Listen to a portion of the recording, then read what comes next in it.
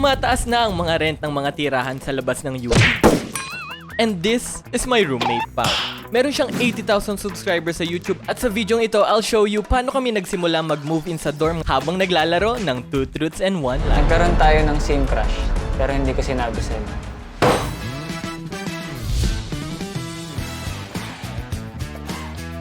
Pwede ko na siyang sabihin. Oh my God. Ang tagal ko nito. Mag-roommate kami ni Pao for 3 months and hindi ko to sinasabi till now. Ito na guys, ang unang upload sa aming bagong dorm. May upload si Pao. Ay, ba't title up? Magre-review tayo ng S-series guitar ng Clifton Guitar. Gano'ng kalaki yung file? 2 gigs. Tapos, processing na agad. 2 minutes. 2 minutes. 300 Mbps yung internet namin dito sa dorm. Ito yung emoji. Yan. Dami-dami pang edit ng tags. Hindi naman makikita ni Francine Diaz yun. Ilagay natin. Sanay ako walang kasama. Huwag mo nga akong papakialaman. Hindi mo makikita ng Try mo nga, try. As a meme. Ikikiss. I-at mo yung YouTube. Ilang? 2.12 million. Wala siyang kasalanan. Oh, yan ang goal natin. Wait. Anong video? A week in my life. Set nyo pag... deserve. Pagod. Okay, 1. May picture kami ni Francine Diaz. May picture kami ni Andrea Brillantes. May picture kami ni Neri Naig. Uy, teka lang. Teka Oh lang. my God! Let's go! Uy. Hala, Ano pre? sana all. Okay. For context guys, crush ni Pao si Francine. Uy, Hindi, dito ka ay, sumayin. let me defend myself. Ano? Yun po ay kalokohan lang. Okay, kalokohan lang. Ano lang? Celebrity crush. Yun lang. Pili ka. Ay, nagpicture. Oh, Feel ko yung pangatlo yung lie. I assume dati pa to. May show silang dalawa na magkasama sila. okay. Ano yan? Gintong... Goldilocks. Kadenang ginto. Kadelang ginto. So, I assume something related doon. Kaya kami picture sa kanilang dalawa. But that is... Okay, mali yun. May picture ako kasama si Neri Naig kasi cast siya sa thesis ng ate ko. Sa Pantaha. Okay? Mga balay yun. May picture kami ni... ni Andrea Brilliant. Tuwa na ako eh. Na-meet ko siya, hindi ko alam kung saang mall, pero yung friend ko yung may copy. Hindi siya one-on-one photo. Group photo kami. Wala akong picture ni Francine Diaz. Okay. Okay, Uunahan kita. Oh,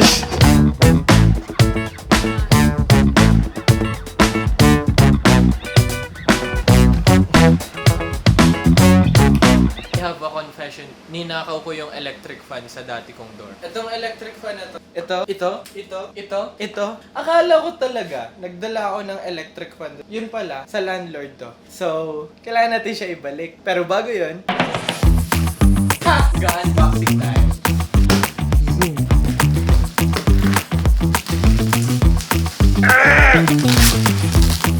Hanabishi. Huwag matakot, 16. Safe for work habang talong. Pearl white, 16 inches. Sana all. Stand fan. Hashtag not sponsored. Wow! May freebie sila na chopping board. Pao, pwede na tayo magluto. By the way guys, eto si Pao. Naglalaro lang siya ng Terraria all this time. Pao, may chopping board boy. Ang liit. Ang baby.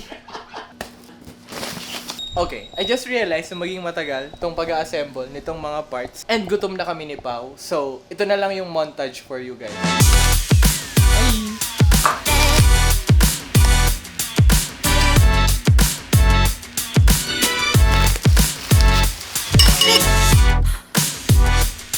Ganito yung mga chiropractor sa feed ko sa TikTok. Take a deep breath. Okay, straighten natin spine mo.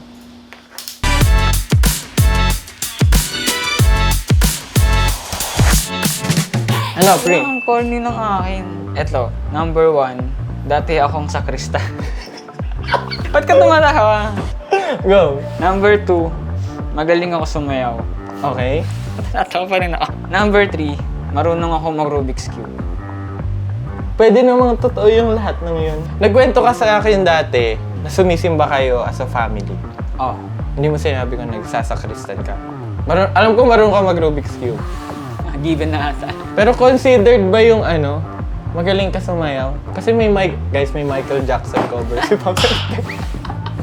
Hindi, I'm going with magaling ka sumayaw. Ano yun? Yun yung lie. Kasi nagreklamo ka sa akin na, bakit kasi sumayo kapag payat eh? Okay, ngayon ko lang talaga sasabihin to. Ano? May iba akong channel. Anong Tama lie? ka naman. Yun yung lie. dancing yung lie. Ay, sa Kristan ka dati? Oo. Di ba ako mukhang sa Krista? Mukha kang... Wala. Dapat may usok, may vape wala kasi nagbe-vape sa atin. Pero totoo yan. Ito, kasi picture. Walang hiraman ng electric fan sa impyerno, pre. Omsi.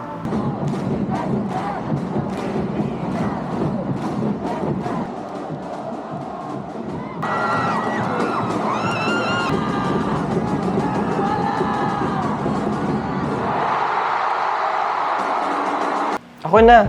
Wholesome din to. Natuto ako mag-solve ng Rubik's Cube nung kinder. Hindi grade 1, hindi Babasa pa lang prep. tayo. Ang una kong intro sa YouTube ay Roblox. May utang pa ako sa'yo, hindi pinabayaran. Gusto ko maging truth yung pangatlo. May utang ka pa ba sa akin? Feel mo okay may utang. Kasi dumaan din ako sa Roblox na face.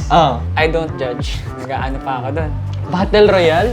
Ay, yung mga mods. Kasi yung utang mo sa akin, hindi, gusto ko truth yan. Kinder, tinuturuan pa lang tayong tumain.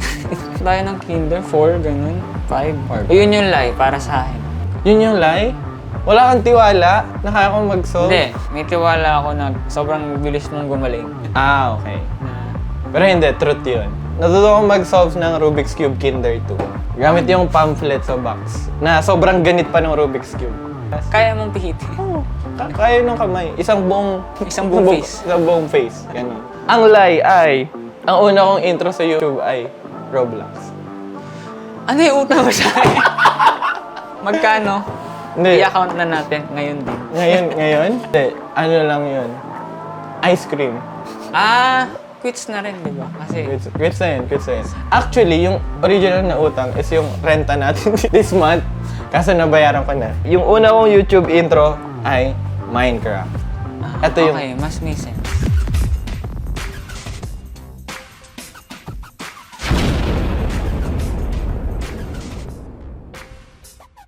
Hello guys! Number 1, nagkaroon tayo ng same crush, pero hindi ko sinabi sa'yo. Joke lang. Number 1, umangkas na ako sa jeep. Number 2, umihi na ako sa tabi ng expressway.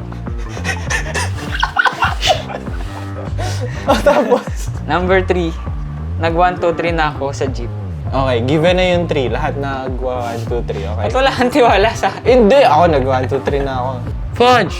Okay. Lahat ng tao nag 1, 2, 3 sa jeep. Okay? Wala kang tiwala sa akin. Oo. Ako nga nakapag 1, 2, 3 na sa ikot. Sumakay ako ng triple. Bumaba ako ng Kayanan. Pero nasa kamay ko buong time yung bayad. Nakikinig lang ako sa music. Okay. Iba ka. Gusto kong maging totoo yung umihi ka sa expressway. Nakakatawa yun.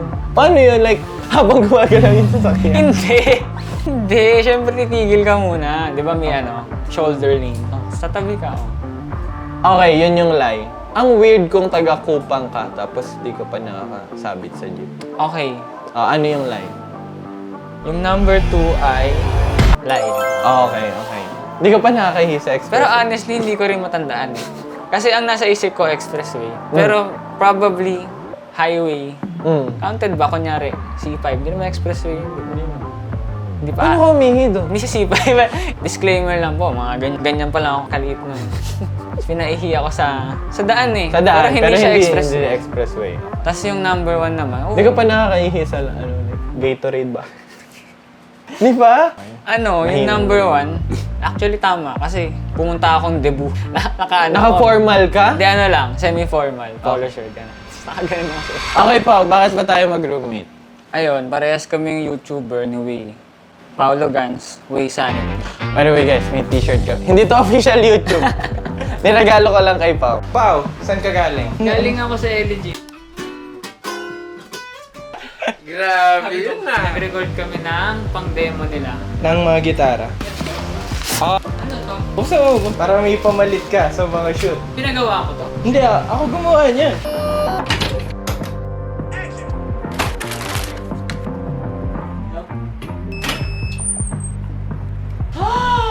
Oh shit! Hindi. May couple shirt na tayo. Kaya na, pre. Kaya sayong-sayo ako eh. Pero kang medyo playful na music, na upbeat. Ayan, yan. Yan, okay. Di ba? Spotify Premium na roommate. Nagkakilala kami ni Pao. Paano tayo? Saan tayo? Ano? Nung applicant ako, syempre. Umega- Yun yung unang interaction sa'yo. In most of the orgs kasi sa UP, kailangan mo kumuha ng signatures ng mga members. Habang applicant. Part of the requirement para mas makilala mo din yung mga members. Sa parang, uy, hello, pengi po ng SIG, ganun. Para makikonnect ka din dun sa applicant kasi magiging member ka nga nung org. Hiningan mo ba ako ng Humingi SIG? akong sig sa'yo, Weh! tapos hindi mo ako nireplyan. Wala kami masyadong interaction ni Pao. Pero, fast forward, nag-EK yung org namin. Nag-EK kami, pumunta kami sa mga rides. Tapos, umuwi kami lahat sabay-sabay sa Cavite. Etibak, red flag, Ihiwalay na ako sa grupo kasi nauna na silang umuwi. yun, alam ko talaga na, hindi ko pa pala alam. Hindi mo alam. Hindi ko alam na may channel to si Wayne. Alam ko lang na Ayan. magaling siya sa video production. So, maalam siya pagdating sa content. So, parang nag-open up ako.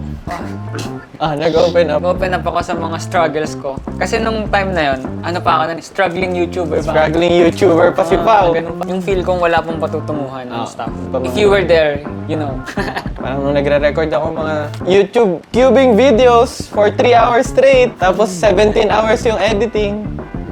4 views. Ayan. Half day, di ba? Half day. To build the setting, guys, mga 9-10 p.m. na to sa KFC sa Robinson Dasma. Pasara na yung... Pasara na. Kami na lang yung nasa mall. Tapos nagsasalita si Papa. Ayoko talagang sabihin sa kahit kanino na nag-YouTube ako. Hindi! Kasi lagi ko sinasabi, tabing gagala kami, lagi ko sinasabi. Alam mo ba, Irene, ilang beses mo na sinasabi sa akin na, oy, pag may feeling ko pwede kang mag-YouTube channel. May YouTube channel ka pala! Tapos, ko siya sinasabi for the past 2 years. Sabi ko, lagi ko sinasabi sa kanya, sana mag-YouTube ka. Mag-YouTube ka, mag-follow ko agad. Tapos mag-YouTube ko. Excited na kami sa episode 1. Kasi yung YouTube ko nun is not a representation nung sarili ko ngayon. Nakakatakot for me na meron history in the internet na, uy, ganyan pala si Wayne nung senior high school. People expecting na ganun pa din ako hanggang ngayon. Which is not. Kaya hindi ko sinasabi sa kahit kanino. Parang ang yabang naman na, hello, ako nga pala si Wayne, meron ng 50. Hindi namin binibring up. Unless pumunta siya sa, minsan nga kapag uy, anong hobbies mo? Like, nagro-Rubik's Cube. O kaya nag-edit ng Ako video. nagigitara. So, Oo. Hindi, tumutugtog ng music. ang weird sabihin, pero pag yun kasi parang YouTube is your personality na. Kahit totoo na. Pero ayun, nag-open up si Pao na nasa KFC kami. Nalulungkot ako para kay Pao kasi na, ganito din ako eh. Mga like 2 to 3 years ago na kine-question ko yung mga ginagawa ko sa YouTube. Sabi ko, okay, kailangan ko na sabihin. Tapos sinabi ko kay Pao na, Pao, nag-YouTube din ako. Tapos pinakita ko channel ko sa kanya. Parang 30 something. Iba pa yung DP mo na. Basta nagbigay ka ng mga advice. Ayan. Ako, at that time, nagsisimula din ako mag-TikTok. Experiment lang. Oo. Pinush ko talaga si Pao. Pao, i-broaden mo yung funnel mo papunta sa YouTube. Kasi ang ganda na nung content na ni Pao. Sayang yung ibang mga audience mo doon. Tapos ngayon, di ba? Ito na siya. Ay, Sana, Jopay, mayonnaise, 6.1 million views. Bakit trash iyon second? Paano kami?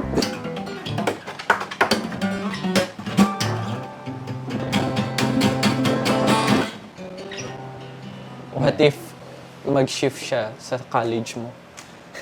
Magjojowa ka ba ng orgmate pa? Hindi. Never? Bilis eh, no? Ang bilis eh. Ever? Hindi na. Ay! Ay! Hindi. Hindi. Pass hindi sa na. orgmate. Pass sa orgmate? Nagiging ano eh, talk of the town. Tama. Paano kung discreet lang yun? Kahit nga Pa- discreet lang. Guys, baka naman. Pero may TikTok din ako. Back to the topic. Binigyan ko ng advice si Pao. Although, alam ko naman na supportive yung friends ko and stuff.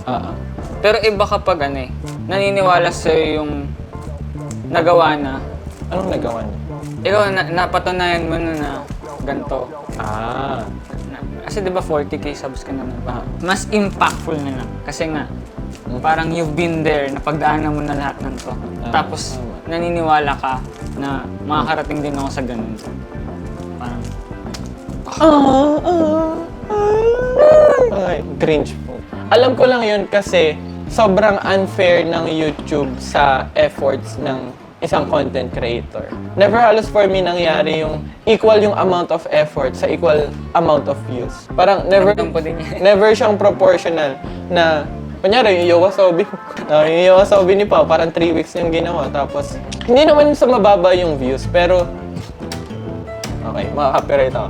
Hindi naman sa mababa yung views niya, pero for the amount of effort na ginamit mo doon, parang hindi siya validating. Kaya mga ganun yung sinabi ko kay Pao na kataas yung standard sa sarili mo kasi iba-iba naman yung gusto ng mga tao. Lalo yung content ni Pao kasi pag-gitara siya and ang broad ng audience. Kasi yung pag-Rubik's Cube sobrang niche. Kaya sobrang proud ako dun sa kapag nagkaroon ka na ng audience, nakikita na yung efforts mo kahit nung select few lang ng mga tao. Yung most viewed tutorial ko ngayon, kapag nag-search ka sa YouTube ng how to solve a Rubik's Cube Tagalog, yung sa akin yung mag-a-appear. Sobrang tuwang-tuwa ako dun sa video na yun kasi parang 2 weeks ako nag-scripting para dun. Tapos 17 hours of filming and then mga 30 plus hours of editing. Ilang beses ko siya inedit hanggang sa pinapanood ko muna siya sa pamangkin ko na parang 7-8 years old. Tapos kapag hindi siya natuto dun sa tutorial ko, hindi ko i-upload. Kailangan ko i-re-edit kasi dapat naiintindihan siya ng lahat. So nire-edit ko siya mga twice hanggang sa ayun. Yun lang yung parang kaisa-isang video sa akin na equal yung number of views sa amount of effort na binigay ko. Tapos, ano bang nangyari after nun, Pao? That time, niluluto ko na yung Playing God Okay. ng Bolivia. Mm-mm. Ito yung video. Ay! Ito yung most viewed ko rin. So, same sentiment sa ginawang effort ni May sa ganun. Isang buong summer ko siyang... Actually, nung in-upload ko yun, ang baba pa ng views. In-upload ko siya. Kausap ko pa, isa ko pa YouTuber friend. Si Pax. Shout out kay Pax. Shoutout kay Pax. Kasi hindi siya nag-boom kaagad, di ba? Hindi. Yun talaga yung sinasabi mong mataas yung effort, pero Oo. mga ganung vibes. Hindi naman ako nalungkot kasi medyo in-expect ko naman sanina eh. Kasi may pagka-niche din yung audience ng Tapos, nag-announce ang Polifia ng contest. Ayun. nila. Kasi may bago silang album. Remember That You Will Die. Yun yung pangalan. Then, contest nila, pwede kang sumali by covering any one of the song na nasa album.